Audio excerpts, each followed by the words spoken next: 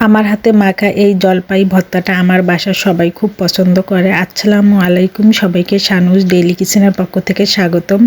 আশা করি সবাই খুব ভালো আছেন, সুস্থ আছেন। প্রথমে আমি বাজার থেকে জলপাই কিনে এনেছি। সেখান থেকে কিছুটা জলপাই পরিষ্কার করে ধুয়ে পর্যাপ্ত পরিমাণ পানি দিয়ে সামান্য একটু লবণ হলুদ গুঁড়া দিয়ে সিদ্ধ করে নেব।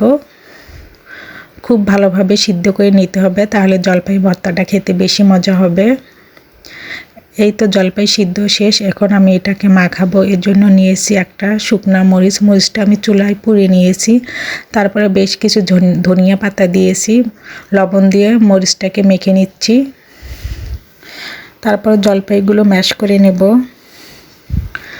আপনারা কে কে এভাবে জলপাই মাখা খেয়েছেন অবশ্যই কমেন্ট করে বলবেন। যারা কখনো খাননি একবার ট্রাই করবেন, খেয়ে অনেক মজা পাবেন। খেতে অসম্ভব মজা হয়। এই তো সবগুলো জলপাই ম্যাশ করা শেষ। এখন আমি সব কিছু সুন্দর মতো মিক্সার করে নেব। পর্যাপ্ত পরিমাণ সরিষার তেল দিয়ে দিচ্ছি।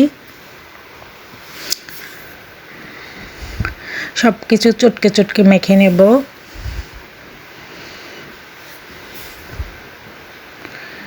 এখন আমি এখানে চিনি দেব। কেউ চিনি খেতে না চাইলে স্কিপ করতে পারেন, তবে আমার কাছে চিনি দিলে খেতে বেশি মজা লাগে।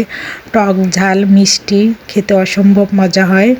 এজন্য এখানে চিনিটা অবশ্যই আমি দেওয়ার চেষ্টা করি। এই তো মাখা শেষ। এখন আমি চিনি দিয়ে দিচ্ছি, দিয়ে আর একটু চটকে নেব।